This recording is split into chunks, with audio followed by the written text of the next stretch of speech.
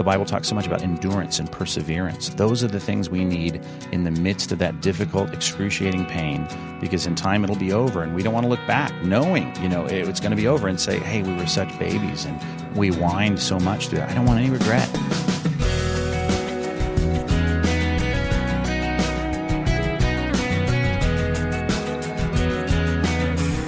Welcome to this week's edition of First Person. I'm Wayne Shepherd, and our guest today is Pastor Mike Fabarez of Compass Bible Church in Southern California. His family has learned some lessons from God's presence in times of trouble, and we'll begin that conversation in just a moment. These weekly interviews are available on radio, online, and as a podcast through iTunes, which you can subscribe to free of charge. Also coming soon, we'll have a smartphone app for you to access First Person anytime. Listen for that announcement over the next few weeks. Up-to-date information is always available at our website, firstpersoninterview.com. Well, if you are in the throes of a trial in your life, you know how difficult it can seem to keep trusting God at times. Mike Fabarez and his family know what that's like, but they've also learned that God's presence in the middle of the trial makes all the difference. Recently, on a visit to Southern California, I had an opportunity to attend a service at Compass Bible Church, and then a couple of days later, we sat down in Mike's study and talked about the lessons his family has learned in tough times. Well, Mike, thanks for the invitation to come to this beautiful church and this study of yours, which is lined with books, which just has a great atmosphere about it. This is the place where you do your work. It is. Yeah. We want to tell the story of your family. You have a book called Lifelines for Tough Times that you explore the issue of how God works even in trials, the trials of life. And I want to talk to you about your family story. Yeah. Well, one of the reasons I wrote this book is I find as a pastor, so many people expect that if everything's right with you and God, then, things will be peachy and you'll have no real problems. And, of course, that's not the case. And I thought, what better way to highlight the reality of suffering in the Christian life than just to kind of open the shades on my own life and say, hey, look at the suffering we've encountered as a family. Mm-hmm. This isn't just theoretical with you. This is something your family has had to wrestle with and come to grips with, and God has taught you a lot, so we'll learn about that. Well, tell us the story. Where does it start? Well, when we went in to find out about the gender of our third child, we have two boys already. We had a acquaintance there that was on the sonogram and checking out the gender of our child, and she had this great beaming smile. She says, "You have a daughter," and within about 5 seconds, her smile went to this real disturbed look on her face, and we knew there was a problem. So you hadn't been told ahead of time that there were any issues? No, everything was fine. Everything was great. We had already had two healthy boys, and now she leaves almost in tears to go get the doctor because we knew this gal, and she was a friend of the family. And doctor came in and said, "Yeah, we have serious problems." Said, "This child of yours is not going to survive." I mean, he right out of the gate, your child's going to die, so we need to schedule an abortion and get this moving. Was he matter of fact like that? Pretty matter of fact. I mean, he did stutter for a second. He said, "I know you're a pastor in the area." Say, did he know who you are? He did. I mean, we weren't friends or anything, but he said, I know you're a pastor. That may give you second thoughts, but you really need to schedule an abortion. And before we do that, I'll send you to the genetic counselor, and we'll sit you down and we'll confirm the fact that there's no chance for this child to survive. Mm-hmm. That's how it started. Mm-hmm.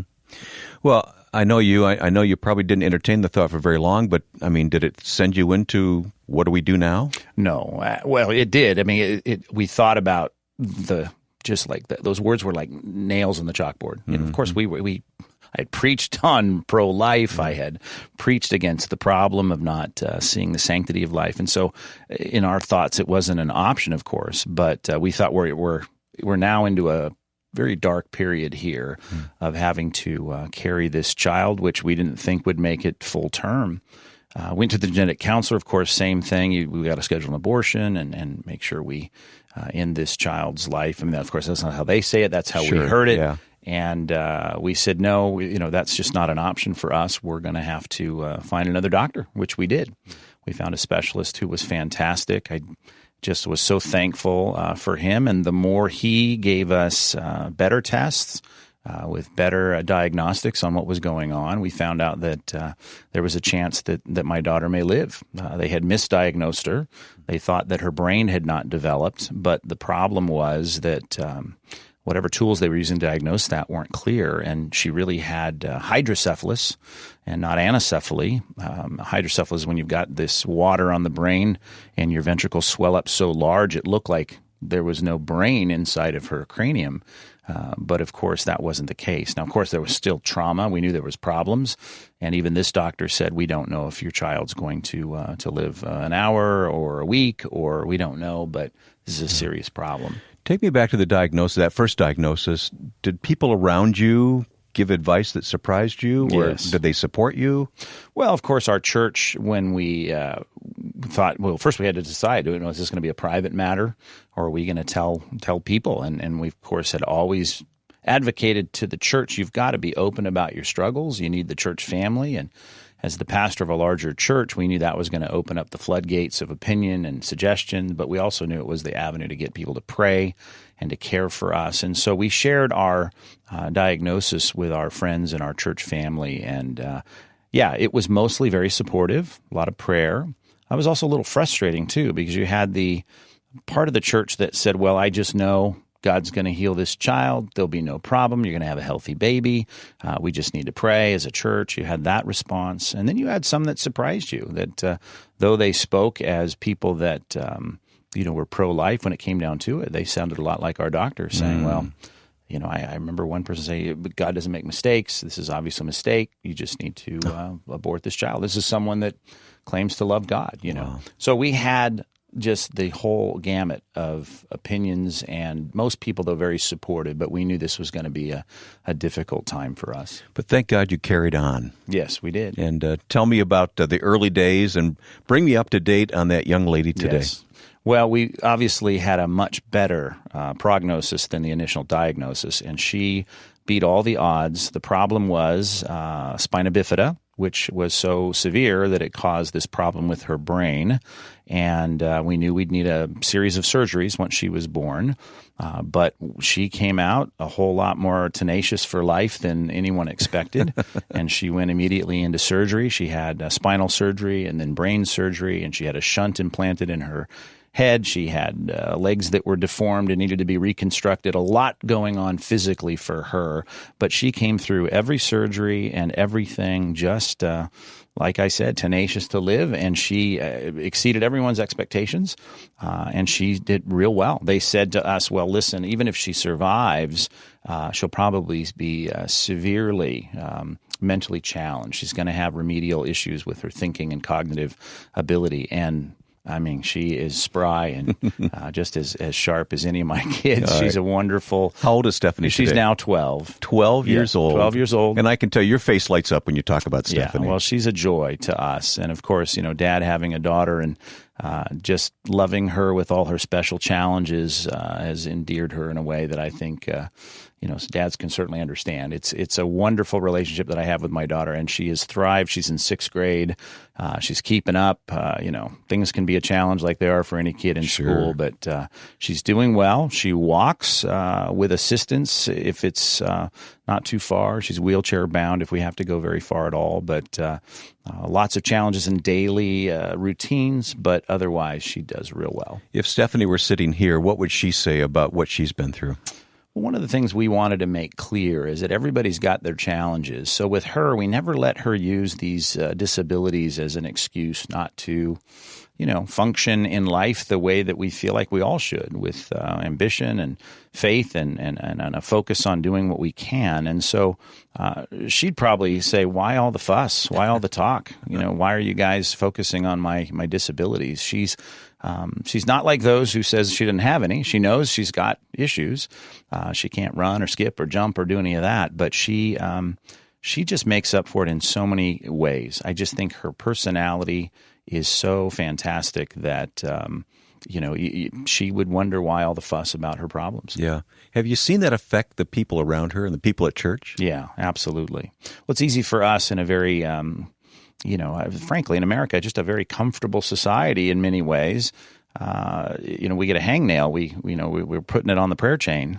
So to see someone who's got so many challenges have such a joyful disposition, and she really does, and we credit God for that mostly. Obviously, He's the one who gives her that great personality, but it's been great for people to see her and say, you know what am I complaining about? Yeah. There are issues that certainly need our prayer, but maybe these little discomforts in life shouldn't really lay me on my back spiritually. She has 2 older brothers. Yes. Do they cut her any slack?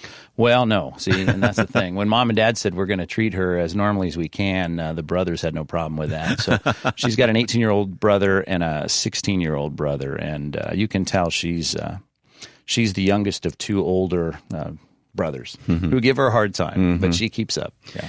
So this whole episode of life, real life, with this baby that came along, this special girl, really got you thinking about the issue of God bringing trials into our lives. Sure.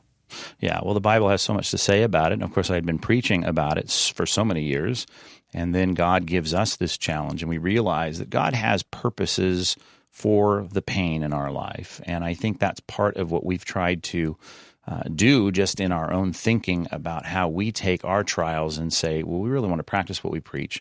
What is it that God is going to do through this? And just creating a deepening faith, giving us the tenacity to look at all that we do and recognize God didn't promise us an easy life, but He wants us to use every challenge in a way that'll bring glory to Him and can parlay that into ministry. In 2 Corinthians 1, Paul says, all these things happen to us, and we got through it with the comfort of other Christians, and a big part of that is so that we can be enabled and equipped to comfort others. And so we look at this pain in some ways as part of our seminary education, right? We've got to be able to look with compassion at a world that's hurting and be able to minister to them, not because we are detached from suffering, but we've been through our own suffering as well. We're talking with Pastor Mike Fabarez on First Person today. His book, Lifelines for Tough Times. We'll continue in a moment. This program is produced each week with the support of the Far East Broadcasting Company, proclaiming Christ to the world by radio. If you would like to know more about the new radio program, FEBC Today with Ed Cannon, please visit firstpersoninterview.com and follow the links to FEBC Today.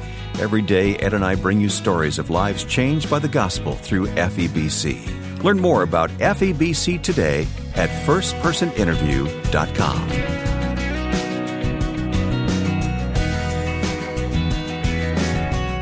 My guest this week is Mike Fabarez, Pastor Mike Fabarez of Compass Bible Church in Aliso Viejo. Am I pronouncing that correctly, That's Mike? it, yeah, Aliso in Viejo. California. Tell me about the church. Well, our church started 10 years ago. This is our 10th anniversary this year, and God has just blessed it. It's been a great place in just the heart of South Orange County to have the Word taught. We looked around and saw the need for just verse-by-verse expositional preaching. Seems like Southern California is a place for innovation in church, and we realize there's way too much innovation. We need to get back to studying the Bible, taking it seriously, and preaching it in a way that demands attention, and that we need to live it out. I was able to attend Sunday service here just a couple of days ago, and it was bold teaching. Yeah. Great worship and very bold biblical teaching, so thank you for that. I think we need the truth, right? I mean, there's a lot of folks that can put a nice gloss on top of it, but we need to hear the truth. The whole counsel of God. That's right. Well, you've also written the book Lifelines for Tough Times, which we've told the story of your beautiful daughter Stephanie, and I'm so delighted that I was able to look at her website and see that bright smile that she has there. What a terrific young woman. But it really got you thinking deeply about what you've always believed and taught, but somehow it seems to have gone deeper because of this experience, doesn't it? Yeah. Well, one of the quotes I have in the book is when Laura Bush wrote her biography and said, when this accident happened in her life and the loss of her friend, she said, I lost my faith in God. And I thought, well, that's how a lot of people naturally react. When the suffering hits, they say, well, there's something wrong with the God I believed in. And I say something bold early in the book. I said, if your faith in that God is gone, it's good, let's let it leave, because the God of the Bible is not a God that says, I'm going to exempt you from suffering. God is in charge, and He is in control, and I believe that there's not a sparrow that falls from the tree without His oversight. So I've got to believe that these things that happen have all come through the purview and the oversight of God, and so I know what He has assigned for my life, as difficult as that is for people to understand. In this case, as a daughter with disabilities. So I have to look at that and to say, okay, now God, if you've brought this into my life, what are you going to do with this? I don't want to lose my faith in you. I want to deepen my faith in you. And that's what really the book is all about. Can we deepen our faith in the goodness of God even when we're in pain? Yeah. But you were grounded when this all happened, and it didn't cause doubts, as I hear you say, but it drove you deeper down and further in. Yes. For some people, that doesn't happen. Right. Right. And I blame the church in part for this at large, because how often do we hear the message that when you get right with God, then He will give you everything you want? And when they say He'll give you everything, they think in terms of a healthy life and a prosperous life and kids that obey me and, and a business that excels. And I like to illustrate it in terms of it's like going into a gym when you've been told you're going into a day spa. I go to a restaurant where I see people get out of their cars, and next to the gym is a day spa, and they're always dressed the same. I never know which door they're going to go in. But I'm thinking to myself how terrible it would be to think you're going to the spa and someone takes you into the gym and there's all that pain in there. And yet people pay for that, just like they pay to go into the spa, because they know on the other side of that pain is something positive. And that's what Romans 8 is all about, right? He's working these things together for good, even though they're painful. And really, the 8th chapter of Romans is all about the pain the church was experiencing. And though all these things that are happening to the church that is painful and difficult, the Bible is very clear. God is working this out to do something that He plans that is good. Very important for us to recognize. I know there must have been tears along the way and Sure. challenges. I can't begin to understand the challenges of parenting a special needs child. Some listening know what that's like, Of course. and you certainly know what that's like. But what has it taught you about God that you wouldn't have understood had the circumstances been different? Yeah, I think, and I hate to admit this, but when you go through pastoral ministry and you visit people in the hospital and you're doing funerals all the time, you can start to detach yourself from that pain. Mm-hmm. And that's a terrible admission to make, but you know how to comfort people, you know how to bring them through this, and it's easy to not be as empathetic as you should be. And I think the pain in my life has taught me just how badly Christians can hurt. And so that when I'm there with someone who is suffering in the hospital or has a child that has to undergo chemotherapy or whatever it might be, I think it's very helpful for me to realize, God, you do allow in people's lives a kind of real poignant kind of pain that we need to realize and recognize and empathize. I don't think you can be very good at bringing comfort to people unless you understand some of the depth of the pain that people can experience as Christians. And that's important for us to realize. And the point I make in the book, which I think any good Christian book on suffering is going to make, and that is this is all temporary, right? And I think that's what we need to keep in focus. Ultimately, God is going to bring us into a place. There's no crying, no tears, there's no cancer, there's no spina bifida, there's no surgery needed. I mean, that's the place we're all heading to. But in the meantime, we've got these issues to deal with. We need to hold each other's hands. We need to walk through the difficulty and bring comfort to one another, knowing God's working out a good plan. Yeah. The other thing that happens when there's a special need child is it puts extra strain on the marriage. Yeah. What did you learn with Carolyn? Yeah. Well, I tell you, you've got to be committed to marriage in good times and in bad. And there's nothing like a disability of a child or even a death of a child. And I know some people deal with that to put great strain on the marriage. But really, marriage is about coming into a relationship where we recognize we're giving up our independence. We're giving up, in many ways, that feeling of having everything my way. And I think when you have difficulties and you have so many things that aren't the way you want them to be, if you understand the covenant of marriage, you say, we're gonna face this together. It's what we say at the wedding, right? For better, for worse, rich or poor, sickness and in health. You've got to get back to the covenant you made the day you walk the aisle. And as long as we know what this definition of marriage is all about, we can say, listen, it may not feel good right now.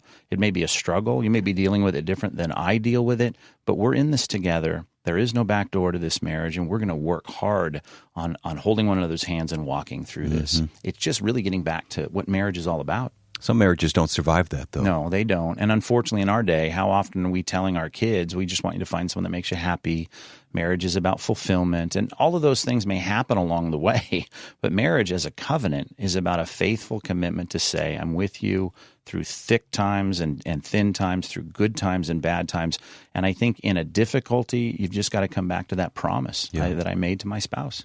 Let me ask you this. Since you were the object of receiving help from other people during this time of Stephanie's birth and the years that followed, what did you learn about coming alongside people and ministering to them and helping them and not just saying the words, but really doing something to them? Yeah, and I think that's it. Sometimes saying the words is just so shallow, right? They feel like platitudes, and sometimes you just need people to be with you and just to come alongside, to have that sense that we're going to walk through this with you. We're not going to try to explain everything. We can't put everything in a neat package for you. And I think I can be honest in saying the disdain that I developed for the platitudes, even just the quick quoting of... I was going to say scripture verses. Yeah, you can quote Romans 8:28, hey, it's all going to work out for good. Sometimes you just need your friends to come alongside and just say, I'm going to be here for you. And I'm going to walk through this with you. And I think we learned that about comfort. As a pastor, of course, you're always in that process of helping people, but to know sometimes it's time not to say much of anything, but just to be here and to state your loyalty to the person and not being able to try to explain everything. Mm-hmm. I know we can't look the listener in the eye right now because this is radio, but I just want you to gaze into that face of that person who may be listening, who's going through a terrible struggle right now. Maybe it is producing doubt and unbelief in their life, and just talk to them about God and His love. Right. Well, I just want them to see it, first of all, as Peter says, as a test. This is a test of our faith. It's like a parent taking a child to get a shot, on the way to Disneyland. I mean, this is a silly illustration I'm coming up with on the cuff, but, here is a difficult time you're going through, and it hurts, and you're crying, and it's painful. But you've got to get to the place in your own life where you realize God has promised to take us to a place He's prepared for us where all of this is gone. We need to endure this because, like a shot at the hospital or at the doctor's office as a little kid, this is for our good. Ultimately, we're going to see this develop into something. We're going to look back from heaven's perspective and say this brought glory to God. So just hang in there. Do not turn from God. We seem to turn from the things we need the most. We turn from church. We turn from God. We turn from friendships. That's what we need. We may not need all the shallow platitudes, but we need the people. We need to look at God in prayer and in His Word, and we just need to hang in there. The Bible talks so much about endurance and perseverance. Those are the things we need in the midst of that difficult, excruciating pain, because in time it'll be over, and we don't want to look back knowing it's going to be over and say, hey, we were such babies. No regrets. We whined so much through that. I don't want any regret. So we got to kind of, and it does not sound like normal Christian radio, but you got to suck it up sometimes. And you got to say, I'm going to endure this. I'm not going to lose my faith in God. I'm not going to pull away from the church or God's people. I'm going to trust God. One day this will be over, and I'm going to look back and realize that God was glorified even in my pain. The book, which Pastor Mike Fabarez has written, in which he tells his family's story and shares the spiritual lessons they've learned, is titled Lifelines for Tough Times, God's Presence and Help When You Hurt. We'll post a link to the book on our website, firstpersoninterview.com.